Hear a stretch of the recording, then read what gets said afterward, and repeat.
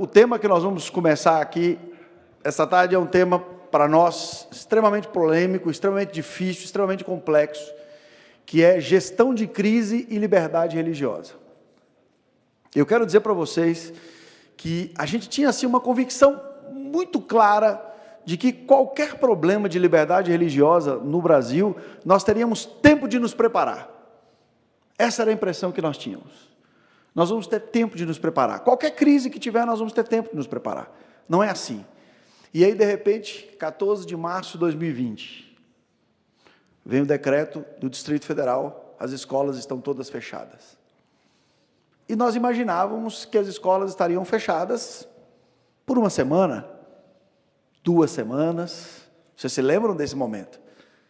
E aí, de repente, nós recebemos a informação que levaria um pouco mais, até que você sabe o que aconteceu. Nós ficamos aí um bom tempo com as nossas igrejas e escolas fechadas.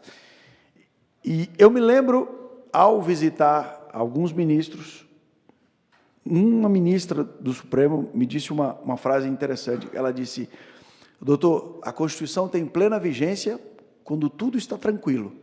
Na situação em que nós estamos, é diferente.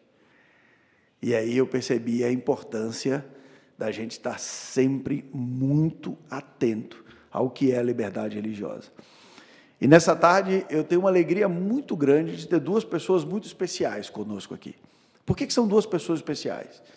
Porque primeiro é um jornalista que vai vir falar para nós aqui um pouco dessa visão.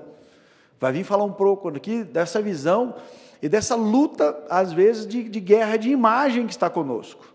Né? Essa guerra de imagem que está, eu tenho procurado muito, sempre que eu vejo uma notícia que é uma notícia que eu percebo que é tendenciosa, eu pego o telefone, ligo e digo: Felipe, não é possível, Felipe. Cara, você não conhece a pessoa que fez essa notícia? Como nós brincamos essa semana, né? Acho que você vai trazer aí uma notícia escrita assim: 2 pessoas morrem num batismo. O que você pensou? Que o pastor afogou as 2 pessoas no batismo, né? E aí, quando você abre para ver o que foi que aconteceu, aí as 2 pessoas foram batizadas de manhã, 8 da manhã. Teve uma festa, o almoço, aí teve um churrasco. Aí, à tarde, essas 2 pessoas entraram no rio, foram puxadas e morreram. Ou seja, elas não morreram no batismo. Mas entende? Uma outra coisa que eu liguei para ele também, falei, não é possível. Quando se falou, dívida das igrejas.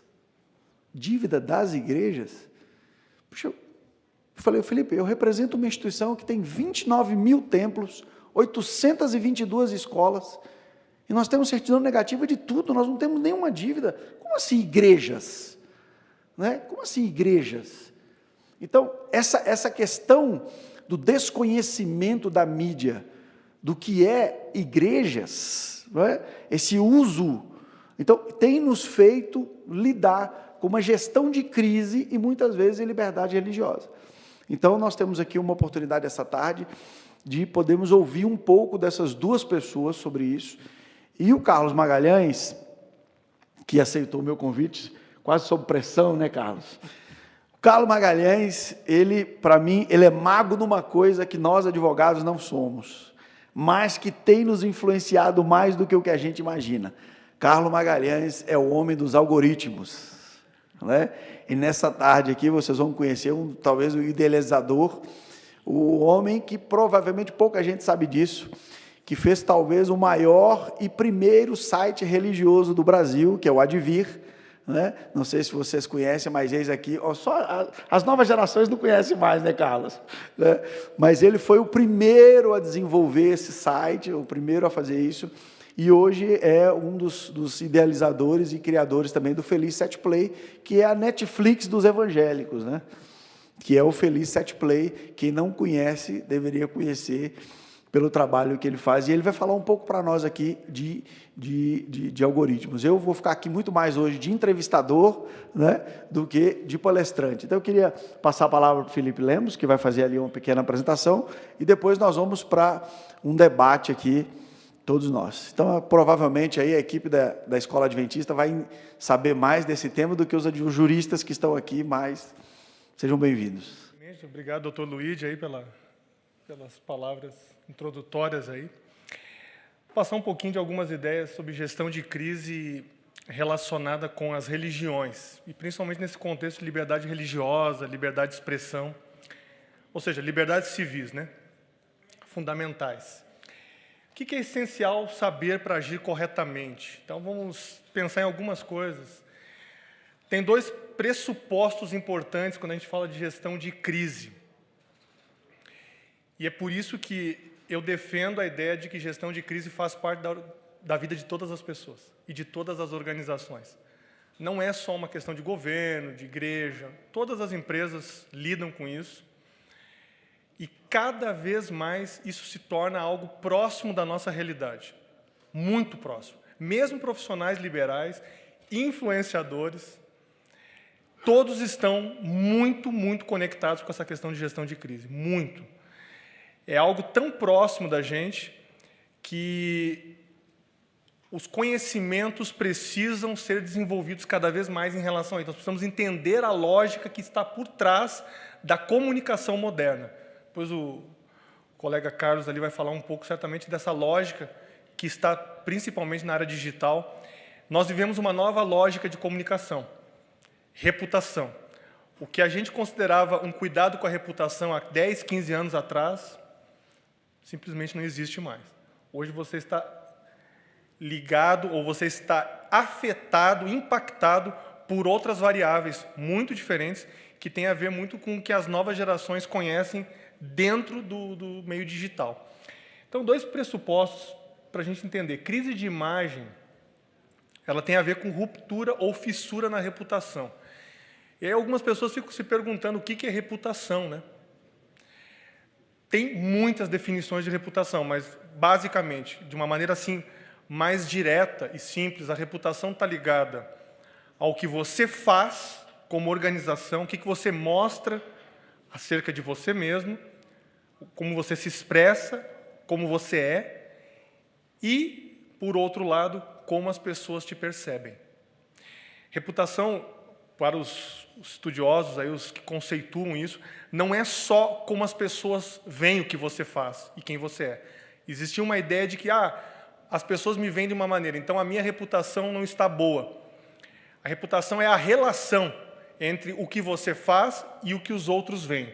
Esse produto é que vai formar a sua reputação. Por isso que nós dizemos que a reputação pode e deve ser construída ao longo do tempo. E crise de imagem nada mais é do que algum tipo de ruptura ou fissura. Por que fissura?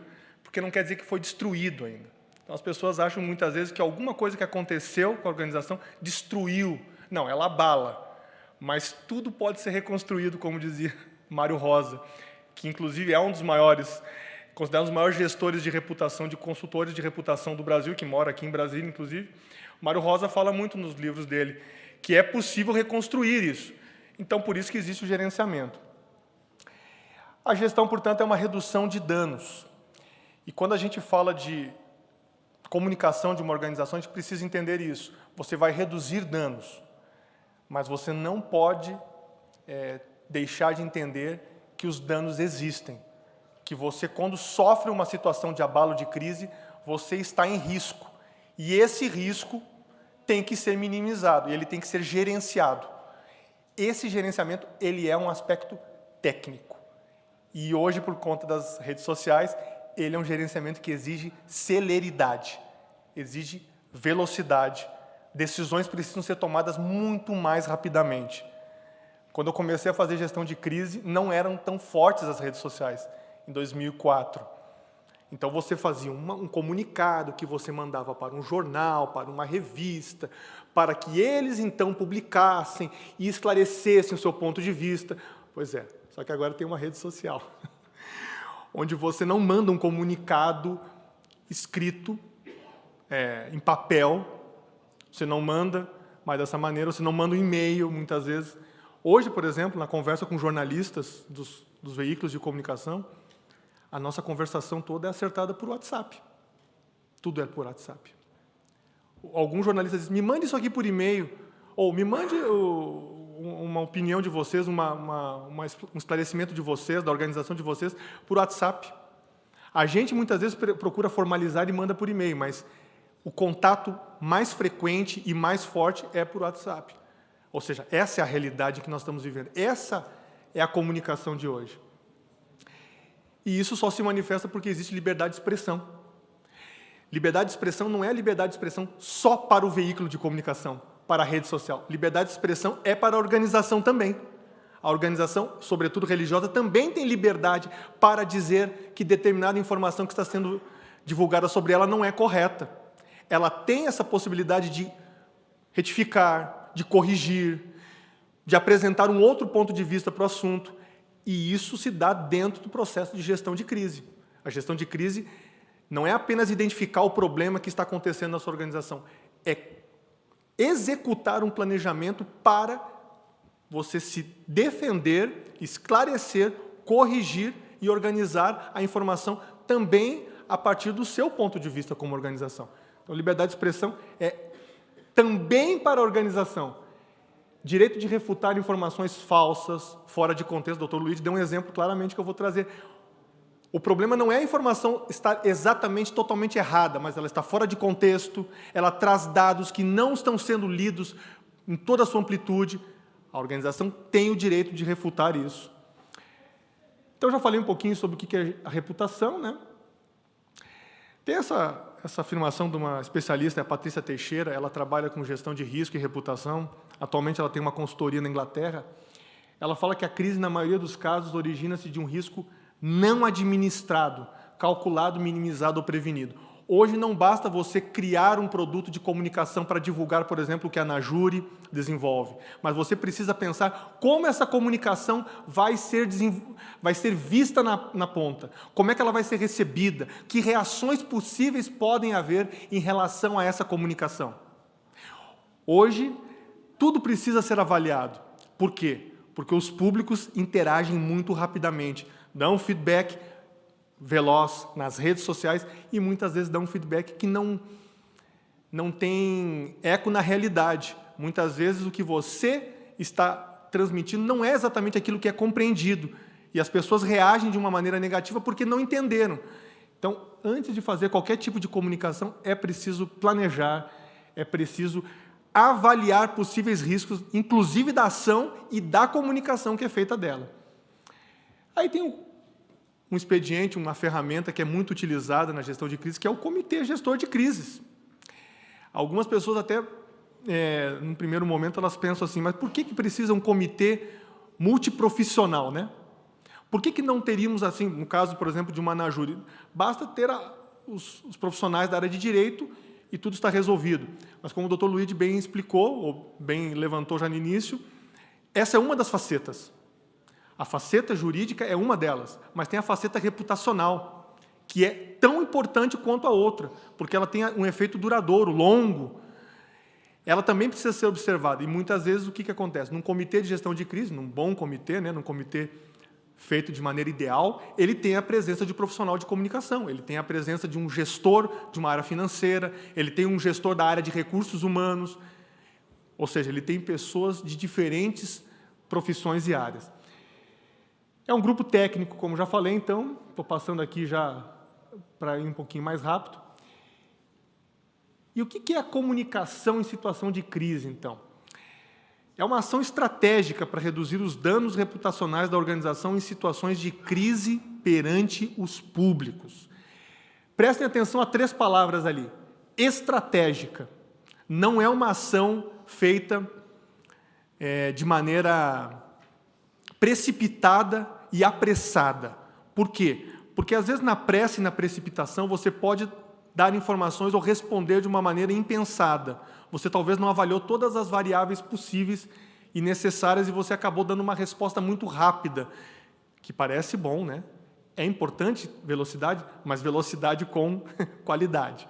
Não adianta só responder rápido, precisa ser uma resposta que não vá criar novos problemas para você como organização, como profissional, como influenciador, como um operador da área do direito, né?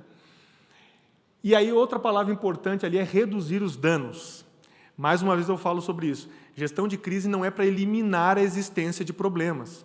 Você não vai acabar com os problemas por fazer gestão de crise, mas você vai reduzir os danos. E a última palavra ali é públicos. Não se esqueça que quando nós estamos falando, nós não estamos só falando com os públicos que estão mais próximos de nós. Existe um estudo que se chama mapeamento de stakeholders, que ele mostra quais são os públicos que estão próximos de você, quais são os que estão numa distância média e quais que estão longe, mas têm uma grande influência sobre o que você faz. Porque às vezes a gente pensa, não, eu vou falar, por exemplo, com uma entidade como a Najura, eu vou falar com os meus associados e com as pessoas que, de alguma maneira, estão ligadas muito próximas a mim. Porém, não é só para essas pessoas que a informação chega. Ela chega para pessoas que muitas vezes vão conhecer pela primeira vez essa entidade, quando ouvem falar de uma situação de crise. Estou usando como exemplo aqui, mas poderia ser qualquer outra organização, poderia ser empresas, poderia ser a Igreja Adventista, poderia ser a Igreja Católica, poderia ser a Igreja Presbiteriana, qualquer organização. Sendo uma organização viva e atuante, ela tem risco de estar em crise. Não existe imunidade para isso. Todos vão passar em algum momento por uma situação de crise pública. Os que não passaram vão passar. É uma realidade, ela é muito certa. Então, os públicos precisam ser estudados, você precisa saber com quem você está falando. Será que uma resposta de uma organização precisa ser dada somente num comunicado de um portal oficial, ou ela precisa estar na rede social, no Instagram, no Twitter, precisa estar, de repente, até num TikTok, a resposta precisa estar, depende do público com quem você fala. Você precisa conhecer os seus públicos. Não é apenas dar a informação, mas é saber como você vai chegar até as pessoas que vão ser impactadas pela sua mensagem. Comunicação de crise tem 3 fases, a definição do argumento, que é a parte mais importante. Quando você vai responder a uma situação de crise, você precisa definir qual é o seu argumento. Para os operadores da área de direito, isso é muito, muito fácil de compreender, porque vocês trabalham com um argumento o tempo inteiro.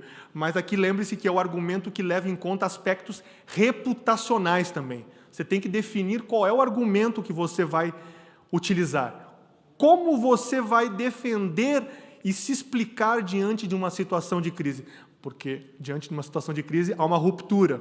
Há uma percepção negativa, você precisa trabalhar para melhorar essa percepção. Como é que você melhora a percepção? Dizendo o que realmente você precisa dizer para explicar melhor aquela situação.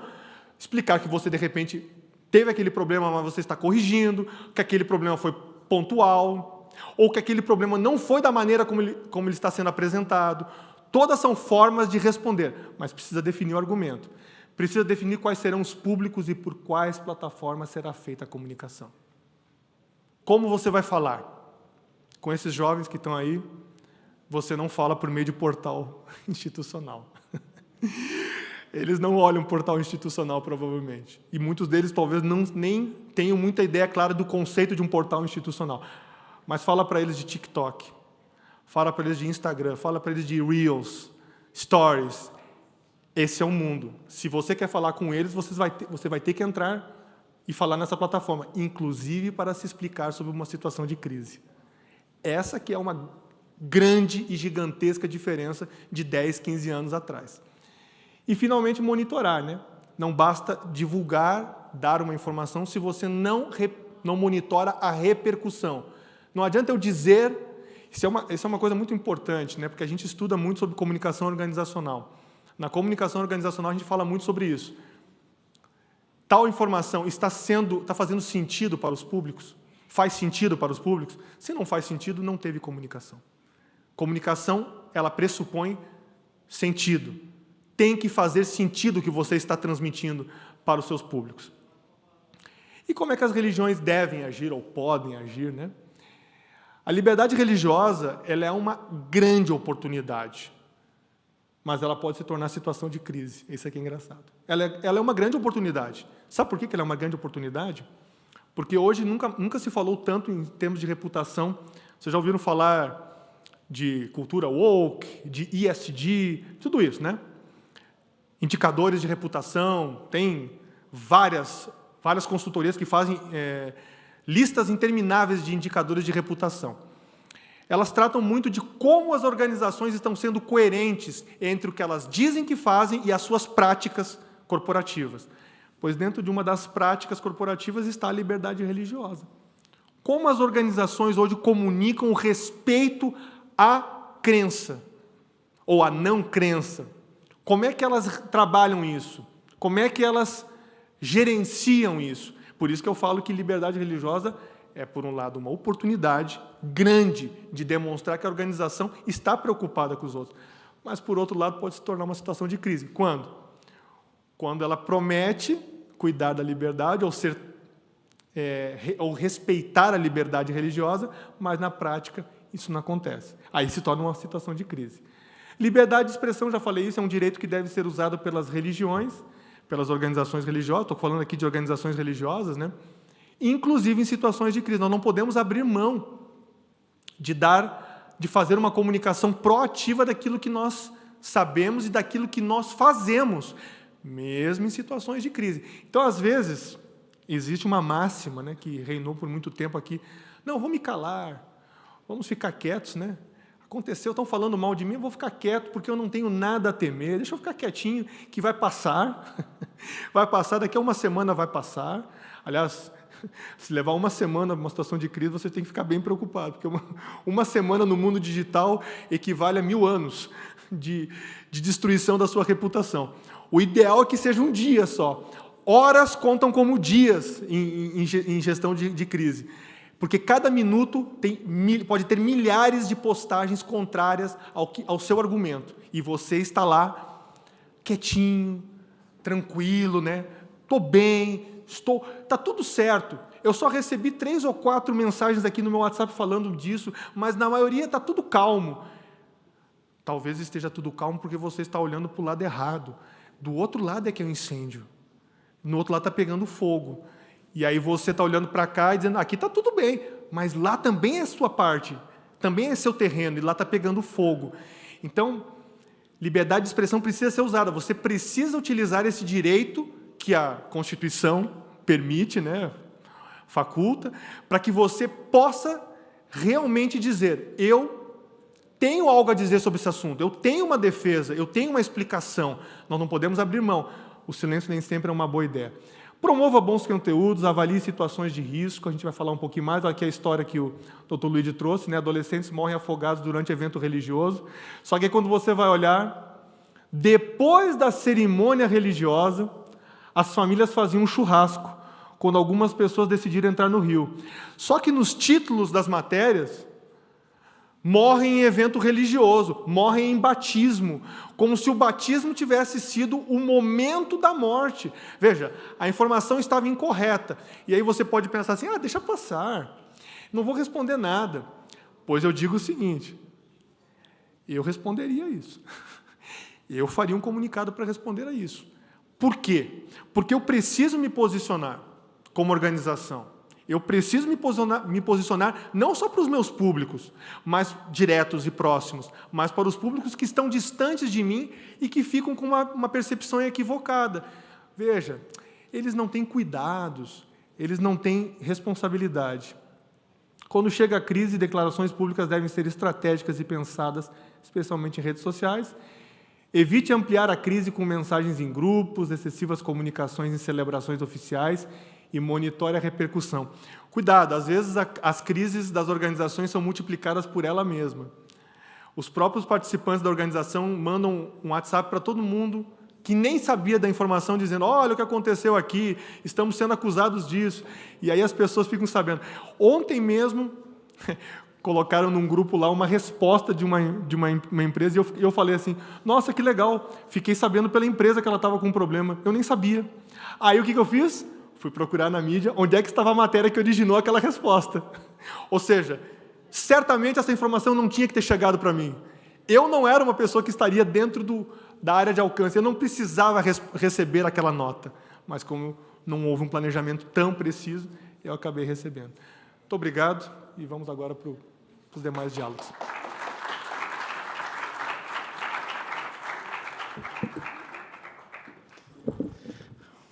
Bom, nós vamos agora para uma pergunta Agora a pergunta, Carlos, a gente viu aí esse desafio da mídia, o desafio da gestão da crise, mas agora, assim, quando nós idealizamos esse bate-papo aqui, nós não tínhamos tido essa polêmica que nós tivemos essa semana com relação ao projeto de lei e a atuação do Instagram, a atuação do Google, etc., Carlos, fala um pouquinho para nós aí, num conceito geral. Afinal de contas, existe ou não existe uma ciência por trás das redes sociais? Existe ou não existe uma possibilidade de controle dessas informações, de manipulação disso? Eu estou usando o termo manipulação no sentido de como é que funciona isso, Carlos? Fala um pouquinho para nós aí, para a gente ter uma ideia de como é que funciona essa gestão da crise a partir de conhecer esse algoritmo, né? Boa tarde a todos. Essa questão é um pouco complexa, né? Até para explicar, às vezes a gente tem dificuldade. Quando a gente fala do momento que a gente está vivendo hoje, e a gente sabe que aqui bem próximo a gente está discutindo a PL das fake news, a gente está discutindo, revendo o marco civil da internet e outras questões, a gente começa a pensar no seguinte, quem é que está certo nessa história toda? A gente tem que defender as plataformas digitais, as grandes empresas que detêm o domínio das redes sociais, ou se nós precisamos dar apoio ao poder público, que precisa realmente ter o controle sobre o que está acontecendo nessas redes. Então, é preciso ter um equilíbrio. Eu não vou colocar minha opinião aqui, nem tentar emitir nenhum juízo de valor, mas a questão é bem complexa, porque, por um lado, você tem empresas que cresceram bastante, elas tomaram muito poder, então, hoje elas têm uma influência muito grande, e elas determinam, em grande parte, aquilo que é comunicado e aquilo que não é comunicado para a sociedade. Então, vamos imaginar que você tem represente uma determinada organização religiosa, e você tem uma temática que pode estar sendo contra aquilo que alguns grupos da sociedade não concordam. Posso ser mais específico? Vamos imaginar assim que você tenha na sua organização um conceito diferente de identidade, de gênero, que vá de encontro a um determinado pensamento da sociedade, um grupo da sociedade. Então, se você coloca isso numa plataforma dessas, possivelmente você vai ser cerceado, você vai ser restringido, porque eles vão obedecer determinadas coisas, eles recebem determinadas influências, as plataformas digitais, essas empresas. Então, elas vão caminhar de acordo com essa filosofia que elas têm. Eu vou botar outra máquina, preciso de máquina pequena. Vou botar uma máquina naquela grande aqui.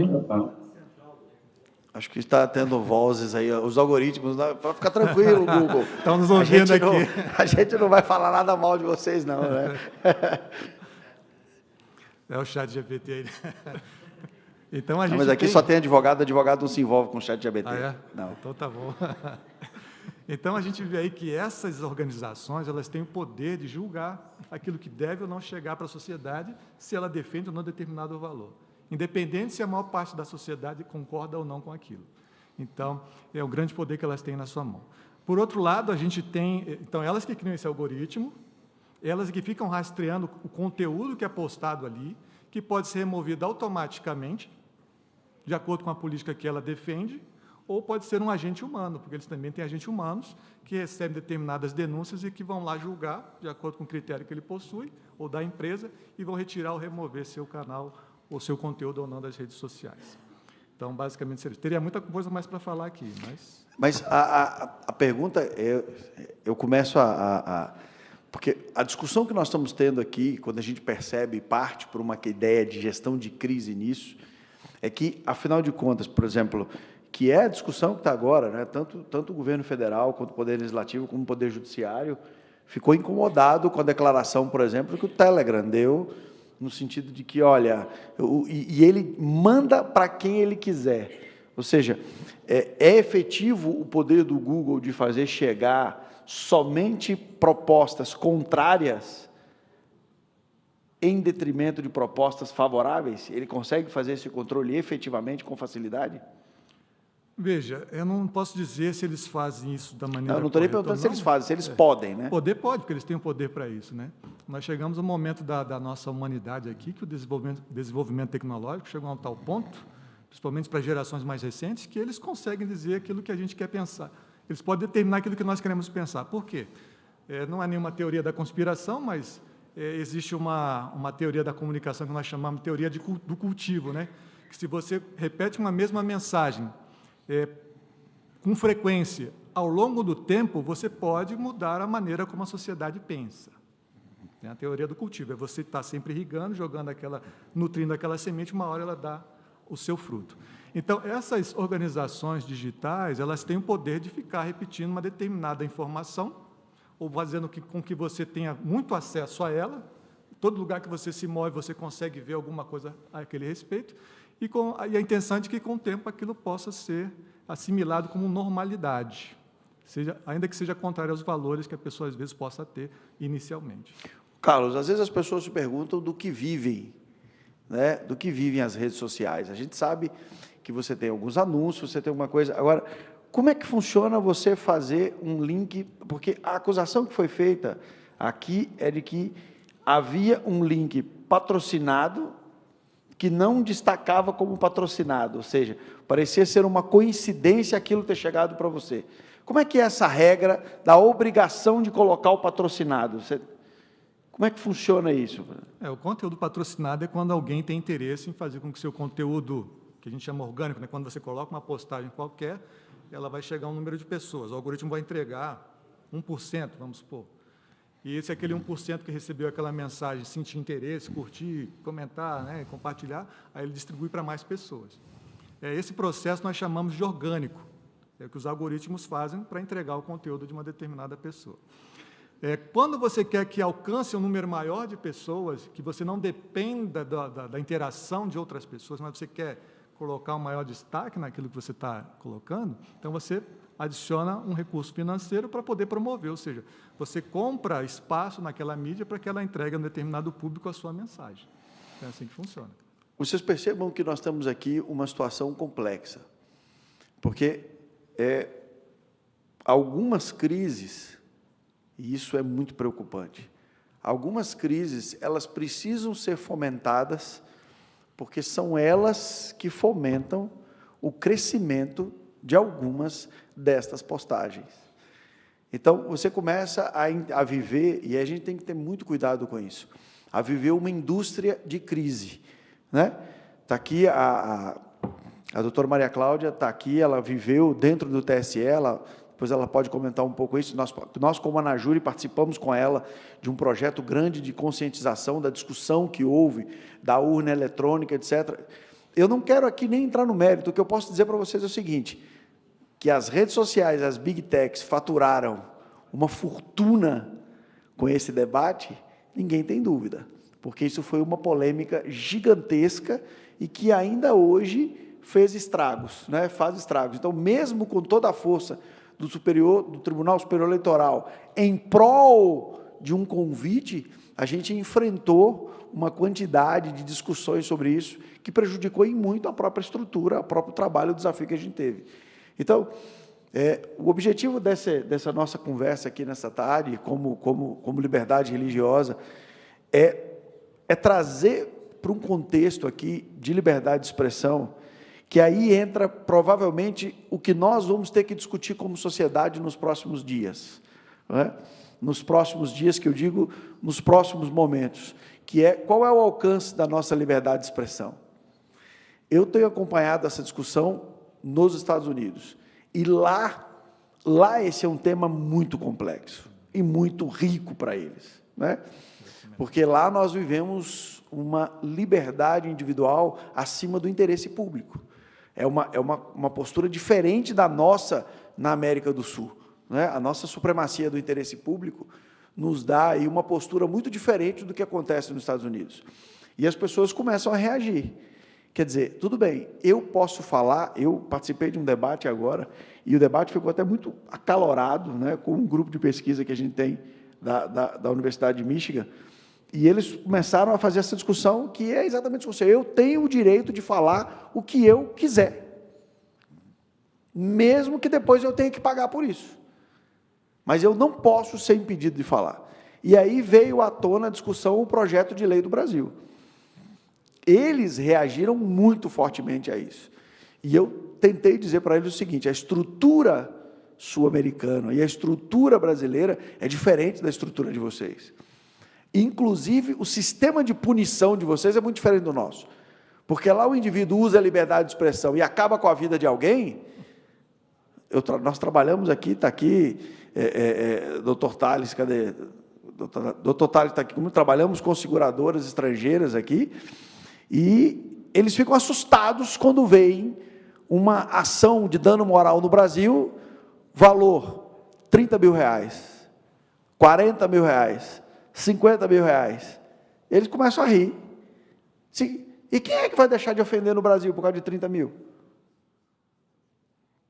Ele disse, eu falei, e quanto é? Ele falou, eu vou precisar, e eu fui ajudá-los como um paralegal numa ação dessa lá. A testemunha falava espanhol e ele me pediu para fazer a tradução.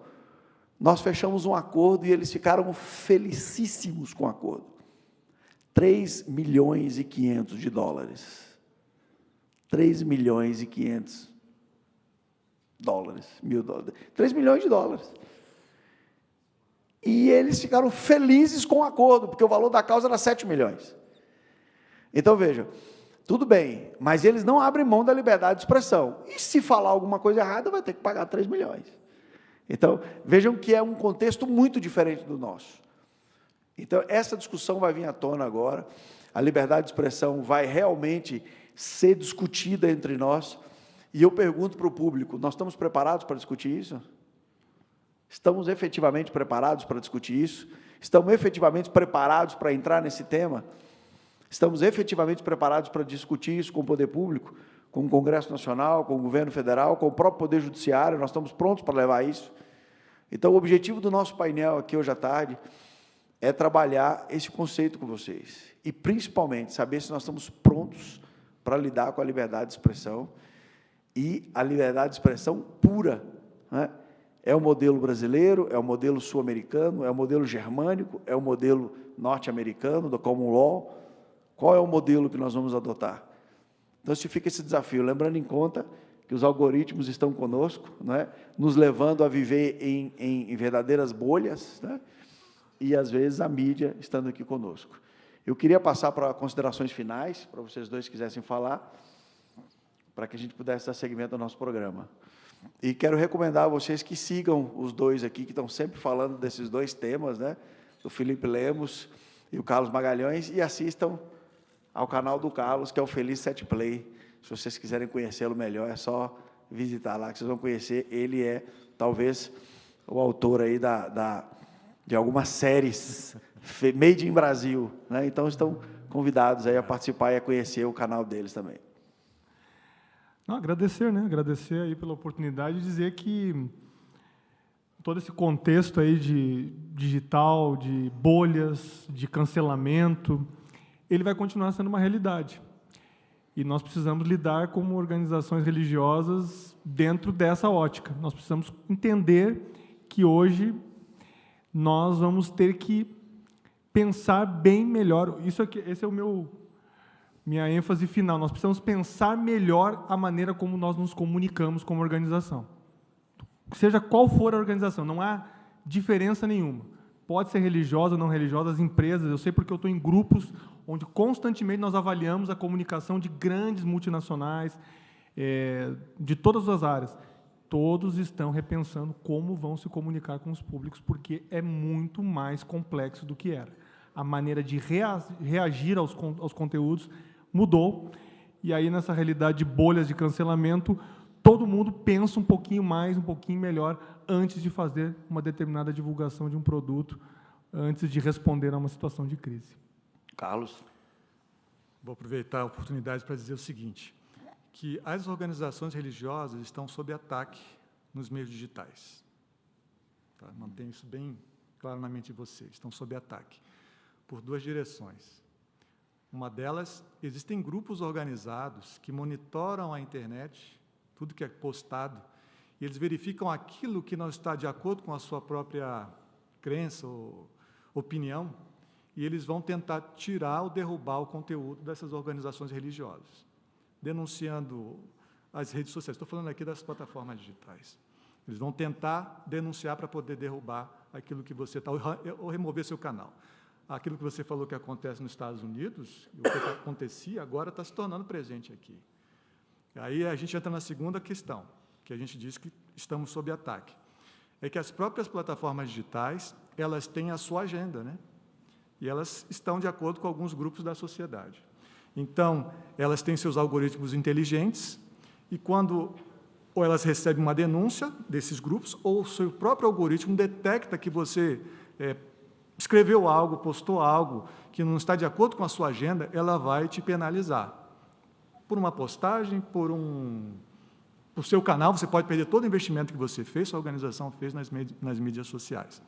Só como exemplo, no final de semana agora tivemos o caso de uma das nossas redes sociais com 500 mil seguidores, que simplesmente a rede social foi lá e disse, olha, estamos fechando aqui porque você infringiu as regras. E a gente, mas que regras? Então, fizemos todo um processo para poder resgatar e recuperar, e no final mandaram mensagem para a gente dizendo, não, foi um equívoco da nossa parte, está aqui de volta. Só que uma outra que nós tivemos o mesmo problema, já recorremos várias vezes, e não foi possível. E hoje me responderam novamente, olha, você infringiu uma das nossas regras. Eu perguntei, que regra? Não está claro, eles não explicam, né? Então, até para isso, esse corpo aqui... Você não sabe nem se você está conversando com alguém ou com o algoritmo, né? Vamos dizer que é alguém que olhou e julgou segundo o seu critério, né? Que é pior ainda que o algoritmo. Então, eu diria assim, esse grupo aqui tem uma importância muito grande para nós que trabalhamos hoje nas mídias sociais, porque a gente precisa de defesa, precisamos ter argumentos para questionar essas entidades que hoje dominam o ambiente digital. Gente, muito obrigado. Fica o desafio aí para nós continuarmos essa discussão e a gente continua esse debate aí nas redes sociais, né? Obrigado a todos vocês.